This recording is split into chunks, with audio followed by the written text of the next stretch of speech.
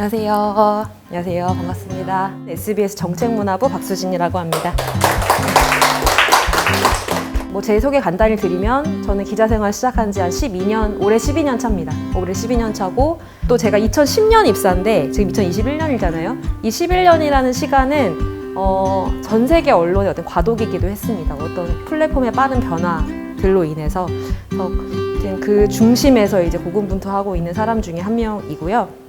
정책문화부는 그러니까 정책과 문화를 같이 하는 팀인데 저는 지금 보건의료팀에 있어서 코로나 취재를 주로 하고 있습니다. 백신, 코로나, 거리두기 이런 취재를 하고 있습니다. 시작을 한번 해볼까요? 뉴스가 재밌어도 될까? 재밌는 뉴스는 뭘까? 사실 여기 계시는 분 지상파 방송 3사에 메인 뉴스 시청률 한 얼마 정도 나오는 줄 아세요? SBS 시청률 얼마나 나오고 있을까요? 지금 대략 그냥 찍으시면 됩니다. 네. 확실히 잘 모르겠지만 한 10% 정도 나올까요? 10%? 여기 얼마나 나올 것 같으세요? 한 15%? 15%요? 우리 안에 보도국장 얘기하면 진짜 좋아할 텐데 지금 제가 이번 주 주말 거를 못 보고 오긴 했는데 잘 나오면 6%? 예, 안 나오면 4%? 4%, 한 5% 나왔다고 막 좋아합니다. 이게 어떤 개인 방송사, 개별 방송사가 잘못했다는 게 아니라 점점 소비자들과 멀어지고 있다는 뜻으로 받아들여야 됩니다. 그래서 내부에선 고민이 참 많아요. 도대체 어떻게 하면 사람들을 끌어갈 수 있을까? 그런데 사실 SBS 8시 뉴스의 메인 시청자는 50대 이상이거든요. 근데 사실 미디어 시장을 끌고 가는 사람들은 그보다 더 젊은 사람들일 겁니다. 그래서 그럼 이 젊은 사람들을 어떻게 하면 우리 뉴스에 끌어올 수 있을까? 우리의 어떻게 보면 세계관을 넓힐 수 있을까? 그런 고민의 어떻게 시작점이 어떻게 하면 뉴스를 재밌게 만들 수 있겠냐. 근데 재밌는 뉴스가 뭐겠냐라는 고민이라고 저는 생각하고 있습니다. 그럼 이제 어떻게 만드냐 한번 생각을 해볼게요. 이제 딱 봐도 이제 표정부터 좀 다르죠. 이게 여기는 세상 진지하고 여기는 어떻게든 뭔가 좀 이렇게 웃겨보고 어필해보려는 그런 표정들이 있는데 요거는 제가 그 2018년 하노이 정상회담, 북미 정상회담 때 이제 비디오 머그 현장 특파원으로 하노이를 갔었는데 그때 이제 머리띠도 쓰고 좀 일부러 그 비디오 머그색 옷도 맞춰 입고 머리부터 발끝까지 민트를 둘러싸고 하노이 시내를 엄청 돌아다녔었어요. 그래서 그러니까 아무튼 서로의 그러니까 이제 저는 이게 저의 본 모습이라면 이것이 어떤 조금 세계관을 넓혀서 요즘 유행하는 부캐 같은 거라고 생각을 하고 있는데 근데 저는 저의 이런 두 모습의 차이도 지금의 미디어들 언론사들이 노력하는 어떤 범주를 보여주는 거라고 생각을 합니다.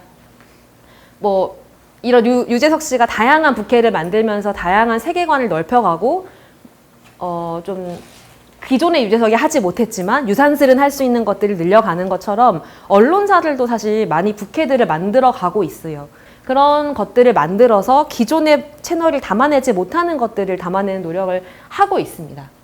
국민일보가 운영하고 있는 유튜브 채널 취재대행소 웽이고요. JTBC가 인스타그램 기본으로 하고 있는 헤이뉴스, CBS 시리얼, 중앙일보 듣동라, 연합뉴스 코리아나우, KBS 크랩, 한국일보 프란 이 두 개는 MBC입니다. 네, 다 이렇게 자기들의 본 그걸 숨기고 다들 하고 있어요. 사실 예를 들면 이거 같은 경우는 절대 연합뉴스인 걸 알 수가 없고요. 들어가 보면은 외국인들을 위한 채널입니다. 연합은 영문이 있기 때문에 영어로 한국 문화와 이슈를 소개하는 그런 채널들로 이것보다 훨씬 더 많은데 제가 주로 보고 있는 것들을 좀 가져온 편입니다. 그래서 신문과 방송을 막론하고 이런 채널들을 운영을 하고 있다는 걸 좀 보여드리고 싶었고 사람들은 이 매칭을 잘 하지 않으시죠. 네. 그럼 한번 보겠습니다. 이 표는 제가 미디어 오늘에서 가져온 거고요. 작년 3월 3일 기준으로 언론사 운영 유튜브 채널 현황을 가져온 거라 일단 지금 수치나 순위는 다 바뀌었습니다. 뉴스를 소비를 할 때 이런 기존의 어떤 우리가 알고 있는 방송 채널들의 그 본 채널로도 뉴스를 소비하지만 이렇게 본 채널이 아닌 곳들 이런 부캐 채널들로도 뉴스를 많이 소비하고 있다는 겁니다. 이 시장에서는 사실상 경쟁을 대등하게 하고 있다라고 보시면 됩니다. 비디오머그 같은 경우는 2015년 2월 9일에 런칭을 했고 한국방송대상에서도 뉴미디어 프로그램 제작상을 받았습니다. 그러니까 이게 제가 처음인지는 잘 모르겠지만 아무튼 보도 분야에서 만든 뉴미디어 채널의 프로그램에 상을 줬다라는 거는 좀 이례적이라고 알고 있습니다. 네, 그렇다면 이제 제가 비디오 그러니까 SBS를 놓고 그렇다면 이런 기존 언론사들이 만든 부캐 채널들이 주로 어떻게 컨텐츠를 만드는지 그 컨텐츠의 양식으로 역사를 한번 설명을 해드릴게요. 결론부터 말씀드리면 지금 현재는 굉장히 다양한 변주들이 이미 진행이 되고 있습니다. 이 이야기는 지난 한 4, 5년의 얘기라고 보시면 되고요. 처음에 시작은 카드뉴스였어요. 카드뉴스, 스브스 뉴스가 제일 먼저 만들었다고 알려져 있습니다. 카드뉴스는 왜 만들어졌을까요? 사실 이것도 사실 하나에서 출발합니다. 기존의 지루하고 긴 뉴스를 사람들에게 명료하고 짧게 슥슥슥 봐서 뉴스를 어떻게 전달할 수 있을까를 고민하다가 나온 포맷이 카드뉴스입니다. 결과적으로는 한 장의 그 스틸에 글씨 크게 박아가지고 한 4-5건 나오죠. 그런 식으로 뉴스를 전달하는 것. 이 폼이 나온 거는 페이스북이 이제 어떤 플랫폼을 지배하고 있었을 때 페이스북의 폼에 맞는 슥슥슥 넘어가면서 볼 수 있게 하는 거기에 최적화됐던 어떤 뉴스를 간단하게 전달하는 법. 그런 것들이어서 이렇게 나왔고, 우리는 그래도 영상을 하는 회사니 영상을 좀 더 재밌고 좀 이제까지 없었던 방식으로 만들어 볼까? 뭐 이런 생각을 하면서 나온 것이 비디오 머그입니다. 그래서 재가공 영상이라고 해서요. 방송사의 가장 큰 무기 중에 하나는 아카이브입니다. 매일매일 현장에서 취재한 영상들이 들어오고 있고요. 이것은 사실 1인 유튜버, 1인 개인 크리에이터가 가져가기에는 그러니까 사실 경쟁하기가 어려운 그런 이득 중에 하나죠. 그거를 활용을 하는 거예요. 근데 예를 들면은 그렇습니다. 박수진이라는 어떤 여자가 한강에서 옷을 홀딱 벗고 춤을 추고 있었다. 뭐 이런 뉴스가 나왔다고 치면은 뉴스에는 어떻게 나올까요? 오늘 서울 어디 한강에서 30대 여성이 나체 상태로 했다고 합니다. 이렇게 하고 경찰은 사건 경위를 조사하고 있습니다. 요 정도 아마 나갈 겁니다.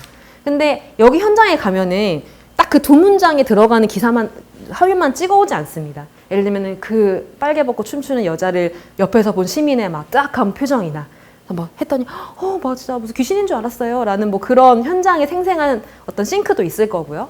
그 주변에 예를 들면은 그 박수진이라는 여자가 옷 벗기 전에 술을 한 병 마셨는데 그 술병이 옆에 있을 수도 있고요. 그런 것들을 다양하게 취재를 해오는데 한 1분 40초짜리밖에 안 되는 뉴스는 앞뒤 다 잘라먹고 그것만 나갑니다. 그 영상들이 너무 아깝다고 생각을 했어요. 그래서 여기에는 이런 것들을 좀 보여주면 사람들이 더 이 이야기에 몰입할 수 있을 텐데 라는 생각을 하면서 저희끼리는 out of the frame이라고 얘기하는데 그 프레임 밖에 있었던 것들을 모아 사람들에게 그 현장이나 혹은 그 이슈를 좀 더 생생하고 재밌게 전달해보자. 이런 취지로 시작한 것이 저희가 흔히 부르는 재가공 영상이라는 건데 이게 뭐냐면은 서울시 소방재난본부에서 이제 화재 현장을 방해하는 차량을 강제 처분할 수 있는 훈련을 했던 주변에 카메라가 한 수십 대 있습니다. 왜냐면 이런 거는 일정을 미리 공지를 하거든요. 오늘 우리 이런 거 할 거야, 취재하러 와. 그러면은 수십 개 카메라가 갑니다. 이거 그날 리포트를 하기는 했는데 그렇게 썩 재밌는 리포트는 아니었거든요. 근데 비디오 머그에서 그때 당시에 이 화재 현장을 막는 사람들에 대한 굉장히 분노를 갖고 있던 한 작가님이 이런 것들은 정말 너무 바람직한 일이다라고 하면서 영상을 만든 거예요. 별 기대 안 하고 올렸는데 이 조회수가 한 1,500만인가 나왔습니다. 비디오 머그 역대 조회수 한 3, 4위 안에 들고 있어요. 그러니까 그래서 재밌는 얘기는 소방재난본부인가 소방청에서 저희한테 전화가 온 거예요. 한 몇백만 갔을 때. 기자님 도대체 이 영상은 왜 이렇게 조회수가 잘 나오는 건가요?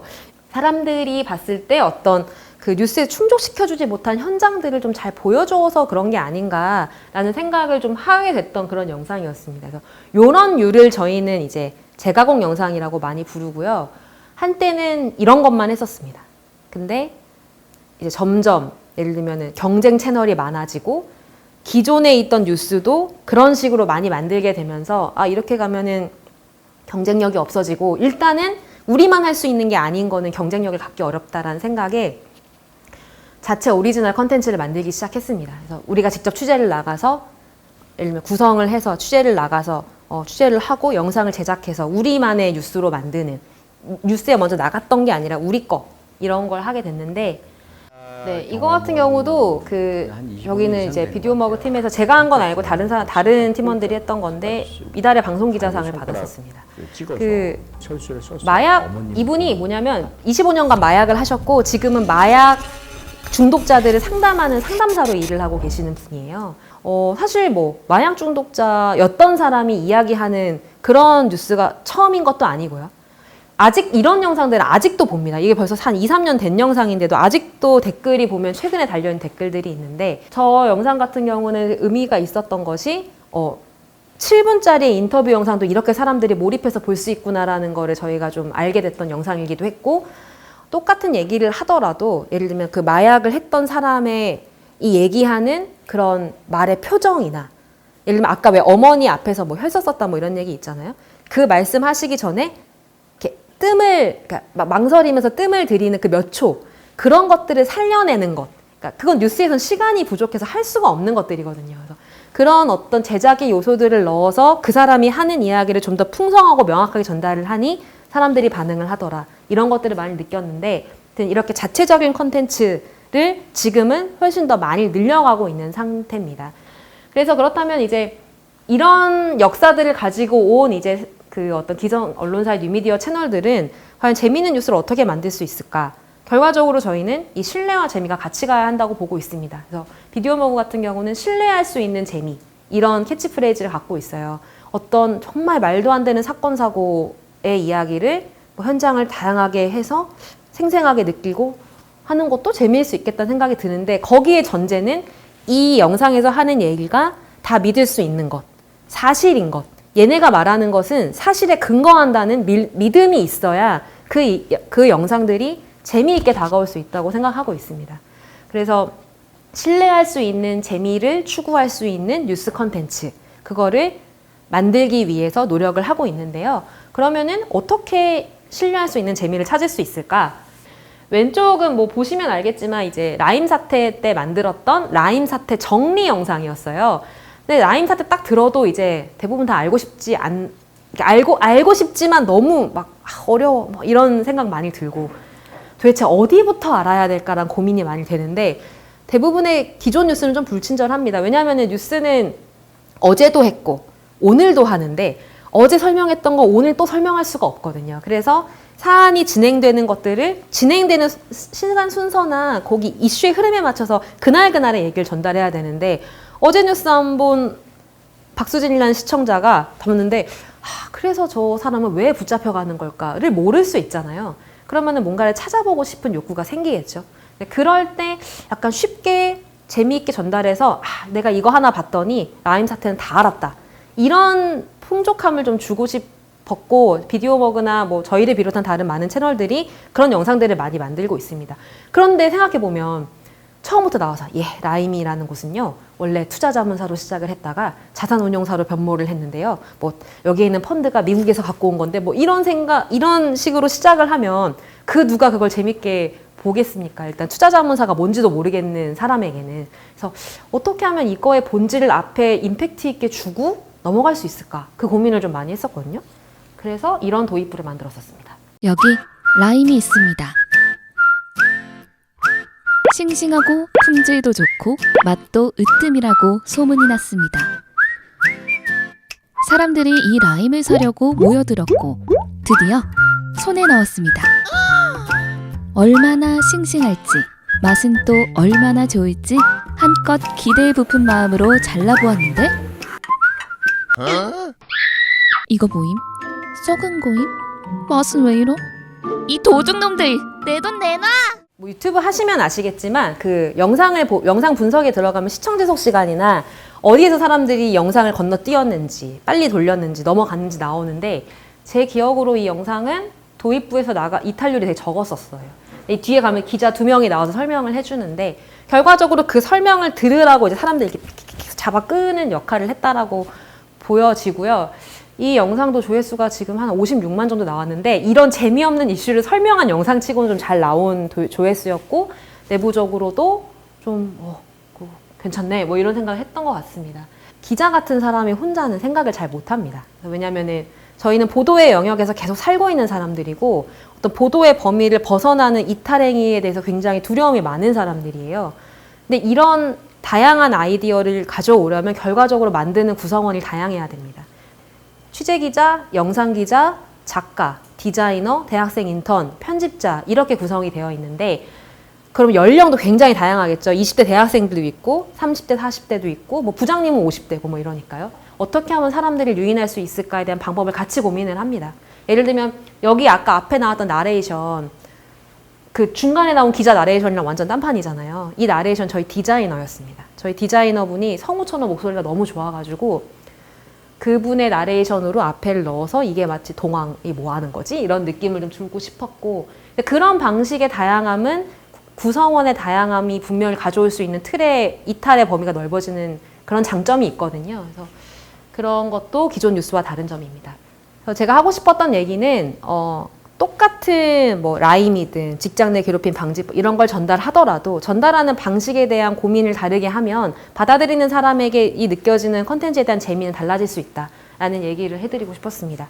그렇다면 이런 어떤 지상파 방송이 아니라 대부분은 유튜브를 베이스로 하고 있는데 이런 유튜브를 베이스로 하는 뉴스는 여기서 보는 것도 뭔가 아까 처음 말씀드렸듯이 신뢰할 수 있다라는 믿음이 있어야 되지 않을까. 거기에도 굉장히 좀 많이 고민을 하고 있는데요. 왼쪽 같은 경우는 저희 회사의 조동찬 의학 전문 기자가 굉장히 유명하신데 코로나 시기가 벌써 2년 가까이 가고 있잖아요. 근데 이제 코로나 관련해서 초기에 너무 가짜 뉴스가 많았습니다. 유튜브로 보는 뉴스도 신뢰할 수 있어야 하고 신뢰를 하려면 결과적으로는 어떤 전문성 그리고 팩트, 취재 이런 게 있어야 된다고 생각을 합니다. 그래서 왼쪽은 전문성을 가져온 케이스고 오른쪽 같은 경우는 SBS 데이터 저널리즘 팀 마부작침과 비디오 머그가 국회 예산심사회의록 4,700장을 한 장 한 장 다 읽어봤습니다. 이미 끝난 일을 굳이 들추어내는 건 예산안 심사는 올해도 계속되고 그 돈을 내는 건 여러분이기 때문입니다. 지금 시작하겠습니다. 아까 앵커 말 들으셨으면 아시겠지만 비디오 머그와 저희 데이터 저널리즘 팀이 만들었던 걸 뉴스에 갖다 튼 겁니다. 예, 대부분은 뉴스에서 만든 걸 여기 가져오는 경우가 많은데 갖다가 튼 거였고 저 같은 경우는 아까 말씀드렸듯이 4,700장을 다 봤다 뭐 이런 얘기가 나오죠. 그 데이터 저널리즘 팀이 갖고 있는 데이터의 힘을 바탕으로 거기에 흔한 예산 심사 관련한 아이템에 저희가 현장성을 더해서 뉴스를 만들었더니 뭔가 이제 예산 함부로 쓴 의원들 막 찾아가가지고 왜 그렇게 쓰셨어요? 이렇게 물어보는 현장성을 더해서 가면 뉴스에서 보던 것보다는 좀 재밌네 이런 느낌들을 많이 가지시는 것 같더라고요. 그래서 이제는 이런 방식들이 뉴스에도 많이 접목이 돼서 굉장히 많이 늘어났습니다. 네, 그래서 이런 전문성과 팩트와 데이터를 기반으로 기존의 뉴미디어 채널들도 어떤 신뢰할 수 있는 재밌는 콘텐츠를 만들기 위해 노력을 하고 있습니다. 그렇다면 이런 재밌는 아무튼 새로운 시도들은 그냥 새로운 시도에서 끝나면 될까? 그건 아니거든요. 결과적으로 이게 대안이 돼야 된다고 생각을 합니다. 틱톡에 가면 정은 기자라는 굉장히 유명한 계정이 있습니다. 이 친구가 틱톡에서 10대들을 대상으로 10대들이 알고 싶은 뉴스를 전달을 하고 있는 방식인데 예를 들면 워싱턴 포스트나 이런 굴지의 유력 언론사의 기자들도 틱톡을 굉장히 열심히 합니다. 거기서 이거 웃긴 것도 하면서 막 뉴스에 대한 어떤 접근성을 좀 이렇게 조평하고 있는데 우리나라에서 거의 대표적입니다. 이 친구가 2년 차밖에 안 됐어요. 2년인가 3년밖에 안 됐어요. 입사한 지. 근데 굉장히 잘하고 늘 새로운 걸 하려고 노력하는 친구인데 이런 새로운 배웠던 것들을 적용하는 그런 대안으로 가고 있고요. 그렇다면 이제 이거는 여러분과 함께 할 얘기인데요. 신뢰할 수 있고 재미있을 수 있는 뉴스 컨텐츠.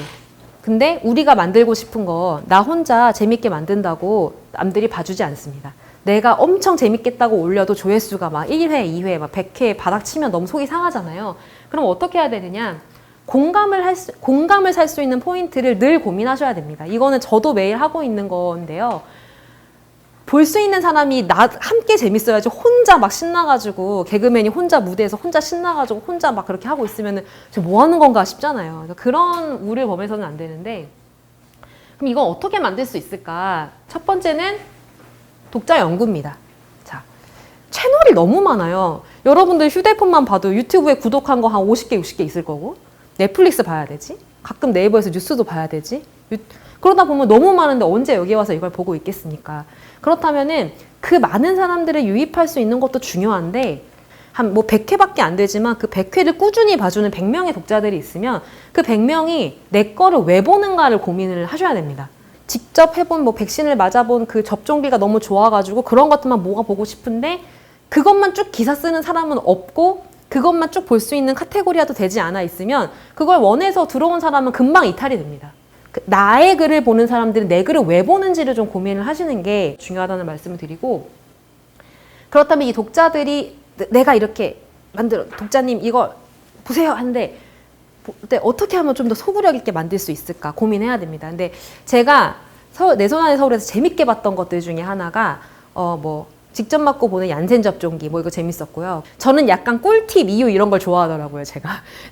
그래서 그런 걸 이렇게 보게 됐었는데, 그런 것들을 전달할 때도 자, 서울시 홈페이지에 들어가시고요. 뭘 누르시고요 보다는 제가 직접 해봤는데 이런 어려움이 있었고 뭐 저런 게 있었습니다. 이런 맥락이 사는 게 되게 중요하다고 생각을 하거든요.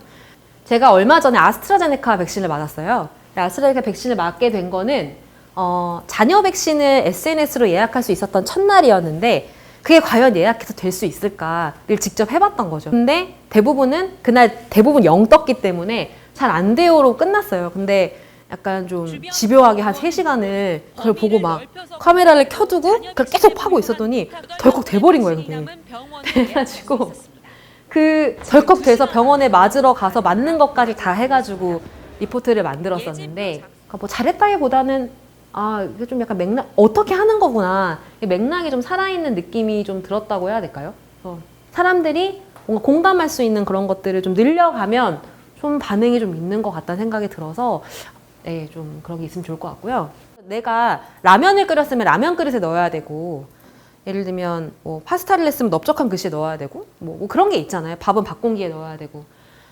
내가 전달하고자 하는 메시지가 있을 때 그 메시지를 어떤 방법으로 하면 사람들에게 가장 전달이 많이 될 수 있을까는 늘 고민해야 되는 부분입니다. 저희도 항상 고민하는데, 이 경우는 그 노플라스틱 챌린지라고 해서 우리 한번 텀블러나 뭐 다회용기를 좀 많이 써보자라는 메시지를 어떻게 전달하면 좋을까라는 고민에서 나왔던 기획이었습니다. 그래서 직접 저희가 텀블러를 제작을 해서 예를 들면 저런 걸 잘 실천하는 유명인들을 찾아가서 그들의 어떤 노플라스틱 팁을 듣고 우리 텀블러를 주면서 이걸 앞으로 열심히 써달라고 하며 사람들에게 당신도 텀블러를 쓰세요 뭐 이런 메시지를 좀 전달해 달라, 이런 것들을 재능 기부를 받아서 했습니다. 뭐 이런 것, 저는 이 사례가 되게 뭔가 메시지에 맞는 그 그릇을 잘 찾았던 사례라고 뭐 스스로 자평하고 있는데, 이런 노력들을 하면 좋겠어요. 예를 들면은 뭐 다시 내 손 안의 서울로 돌아오면 예를 들면 뭐 은평구에 갔는데 이런 공원에 이런 꽃이 굉장히 예쁘다라는 뭐 그런 어떤 자연에 대한 얘기를 쓸 때 구구절절한 얘기보다는 사람의 가슴을 치는 한 문장이 오히려 그 장소에 갈 수 있는 동기부여를 할 수 있다고 생각을 합니다. 그래서 그걸 하고자 하는 목적이 뭔지에 따라 글의 방식이나 뭐 풀어가는 과정이 달라질 수 있겠다는 생각이 들고요. 소통은 아까도 말씀드렸듯이 이걸 보는 사람들이 도대체 나에게 뭘 원하는지를 소통을 하셔야 됩니다. 되게 좋다고 생각한 게 기사 밑에 댓글 달 수 있게 해놓으셨더라고요. 그렇게 소통을 하기 시작하면은 재미를 느끼고 하나의 가족이 돼가기 시작하는 것 같더라고요. 그래서 그런 소통을 적극적으로 해주시면, 여기 계시는 기자님들도, 그러면 그 수많은 컨텐츠 중에 여기 들어올 이유가 분명히 생길 겁니다. 질문 있으신 분 있으면 질문 받을게요. 네, 일단 뉴미디어에 대해서 정말 설명 잘 들었고요. 보도를 할 때 있어서 중요한 2가지 가치가 하나가 신속성이고 하나가 정확성이잖아요. 보통 보도를 할 때 어느 쪽에 더 중점을 맞춰서 보도를 하시는지 궁금했습니다. 사실 신속성과 정확성 중에 뭐가 더 중요하냐고, 정확성이 당연히 맞죠. 당연히 맞고요. 왜냐면은 예를 들면 그런 겁니다. 그러니까 8시 뉴스가 시작하기 전에 갑자기 어디서 사람이 떨어져 죽었대. 근데 그 사람이 유명인사래. 뭐 이런 게 갑자기 어디선가 튀어나왔어요. SNS나 이런 데 막 네이버 실검도 막 올라오고 막 이런 상황인데, 사실 사람들이 얼마나 궁금하면 실검까지 올라갔을까 싶으니까 당연히 다뤄야 될 가치가 생기는데, 근데 8시 전까지 그 사람이 진짜 죽은 게 맞는지 아닌지 확인이 안 되면 그건 기사를 못 씁니다. 예. 그렇기 때문에 그 2개만 놓고 봤을 때는 당연히 정확성이 중요하다고 저는 생각을 하고요. 근데 다만 예를 들면 아예 확인이 안 되면 모르겠지만, 예를 들면은 8시 뉴스 전까지, 내가 뉴스를 내야 되는 전까지 확인이 100%는 안 돼도 60%, 70% 이렇게 될 수 있는 거잖아요. 그렇다면 거기서 이제 어떤 기사를 고민을 해야 됩니다. 이걸 내는데 지금 70% 정도 확인이 됐어. 그러면 우리가 확인된 부분만 담는다 라고 가는, 거기에 많은 그 추정의 것들은 빼고 간다 그래서 거기에 있는 그렇게 가는 경우가 보통의 결정은 주로는 그렇게 갑니다. 신속성보다는 정확해야 한다라는 가치를 좀 더 중심에 두고 일을 하고 있는 것 같습니다. 제 생각에는. 네. 그 최근에 얀센 과용량 접종자 관련해서 아, 네네. 취재 파일 쓰셨더라고요. 근데 그때 고려대 교수나 호흡기 내과 교수 이렇게 컨택을 하셔서 인터뷰를 하셨는데 저도 기사를 쓸 때 전문가나 그런 분들 인터뷰를 하고 싶은데 먼저 첫 번째로 전문가 컨택하는 꿀팁 또 궁금하고 또 두 번째로는 일반인은 취재하면서 어려움이 없는지 이렇게. 제가 일반인을 취재할 때. 네. 아, 네네. 제일 좋은 건 그냥 밀어붙이는 게 제일 좋습니다. 왜냐하면 저희 SBS 뉴스 한번 찾아보시면 저희 워싱턴 특파원이 얼마 전에 누구였죠? 모더나 CEO를 인터뷰를 했거든요. 거의 한국 언론 중에 아마 처음이었고 그 모더나 CEO를 인터뷰하기 전에는 톰 프리든이라고 미국 전 CDC 국장을 인터뷰를 한 게 있어요. 근데 그 두 사람은 미국 언론에는 뭐 나오긴 하지만 이렇게 쉽게 인터뷰를 할 수 있는 사람이 아니라 제가 물어봤습니다. 선배 어떻게 한 거예요? 했더니 메일을 거의 한 수십 통을 보냈더라고요. 메일을 제가 너를 인터뷰하고 싶은 이유는 뭐고 내가 인터뷰를 하려고 한 나는 기존에 어떤 사람들을 인터뷰했던 사람이고 이런 것들을 쫙 정해서 보내서 한 명이 뚫린 거예요. 톰 프리든이 뚫린 거야. 그랬더니 그게 또 기반이 되어서 뭐 이렇게 가는. 다시 말씀드리면 물론 시민 기자라고 연락이 오면은 인터뷰를 응해주는 게 기존 기자보다는 쉽지는 않으실 겁니다. 솔직히 말하면. 그런데 내가 하고자 하는 것이 뭔지 이런 것들을 명확하게 전달을 하시면 사실 안 할 이유는 없는 거거든요. 자신의 의도를 명확하게 전달하면 매번은 안 되더라도 되지 않을까. 거기에 너무 나는 안 해주겠지라는 마음을 갖는 게 오히려 나를 좀 가두는 것 같아요. 저도 그랬거든요. 근데 결과적으로는 그게 별로 중요하지 않았던 것도 있고 나중에 본인이 쓴 기사 같은 것들을 이렇게 첨부를 해서 보내시면 네, 결과적으로는 목마른 사람이 우물 판다고요. 네, 그런 거라고 생각을 합니다. 일반인 인터뷰가 제일 어렵습니다. 제 입장에서는. 왜냐하면 일반 시민들이 저한테 인터뷰를 해줄 이유가 0.1도 없어요. 지나가는 사람 붙잡고 선생님 혹시 백신 맞으셨어요? 뭐 맞으시고 어땠어요? 이렇게 물어보는데 그분들에게는 나한테 그런 얘기를 해줄 이유가 전혀 없기 때문에 저는 일반인 인터뷰를 할 때는 정말 낮은 자세로 가려고 노력을 합니다. 그래서 네, 안녕하세요. 그 시민 기자로 활동하고 있는 최현섭 기자라고 하는데요. 그 다름이 아니라 오늘 그 말씀해 주셨던 거는 굉장히 잘 들었는데 똑같은 사안이라도 어떤 그릇에 담아서 사람들에게 보여주냐에 따라서 받아들이는 게 다를 수 있다는 내용에 대해서는 저도 공감을 하는데 이제 그 다른 그릇에 담았을 때 그러니까 이렇게 표현하는 게 좋다고 했을 때 그 스토리텔링을 그 보는 사람들이 공감할 수 있을 거라는 그런 확신이나 인사이트는 어떻게 얻을 수 있을지. 그 확신을 누가 가질 수 있겠습니까? 그렇게 해서 망한 게 한 트럭이에요. 한 트럭 이렇게. 그래서 정말로 확신할 수가 없고요. 내가 다 그렇게 될 거라고 생각했는데 안 된 케이스가 된 케이스보다 훨씬 많습니다. 그렇기 때문에 일단 첫 번째는 처음에 아까 말했듯이 다양한 단위와 구성원의 의견 수렴이 일단은 중요한 것 같고요. 만약에 시민 기자분들께서 새로운 시도를 하신다면 주변에 있는 사람들과 함께 너는 이거를 만약에 이런 것들을 보고 싶다면 어떻게 보는 게 좋을 것 같니라는 어떤 의견 수렴이 되게 중요한 것 같고요. 두 번째는 많이 해보는 거. 망하는 것과 망하지 않는 것들을 구별할 수 있는, 그러니까 경험이 쌓이는 많이 해보는 시도가 두 번째로 중요한 것 같습니다.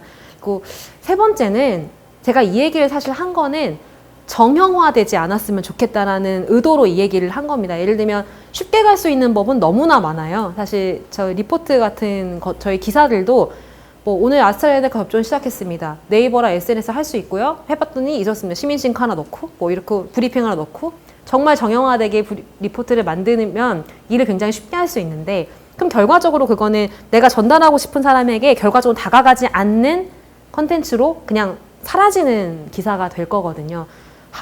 어차피 고생하고 일하는 건데 누군가의 마음에 그래도 한 명이라도 와닿아야 그 컨텐츠가 가치가 있는 것이라고 생각을 해서 네. 그래서 시도를 하지 않는 것보다는 하는 게 좋다. 그 과정에서 알아가는 내 거를 보고자 하는 독자들이 원하는 것은 무엇인가 라는 걸 찾는 게 좋은 것 같습니다. 정리를 하면 아까 앞에서 설명드렸던 저희의 노력이 얼마나 여기 계시는 독자나 시청자이신 분들에게 다가가고 있는지는 모르겠는데 저희는 위기감을 많이 느끼고 있습니다. 왜냐면 아까 시청률 한 자리고 그것도 언제 무너질지 모르는 상황이고 미디어 소비자들은 늘 저희보다 앞서서 뛰어가시기 때문에 그거를 어느 속도로 맞춰서 가야 하는가에 대한 고민과 그럼에도 불구하고 우리가 유튜브에 있는 크리에이터들처럼 살 수는 없거든요. 그럼에도 불구하고 지켜야 하는 저널리즘의 원칙과 그 미디어 소비자들의 빠른 변화를 따라가는 것, 이 두 가지를 지키려고 노력을 많이 하고 있다는 점을 물론 부족한 게 훨씬 많지만 그런 나를 애쓰고 있더라 뭐 이런 생각을 좀 해주시면 좋을 것 같고 앞으로 좋은 컨텐츠들 많이 부탁드리고 사실 요즘 같은 때는 뭐 SBS 박수진 기자나 뭐 박수현 기자나 모두가 다 기자인 시대여서 물론 뭐 회사가 주는 브랜드의 가치가 분명히 있겠지만 좋은 컨텐츠가 가지는 힘은 그 브랜드를 능가한다고 생각을 합니다. 그래서 앞으로 좋은 컨텐츠 많이 부탁드리고 저도 열심히 보겠습니다. 감사합니다.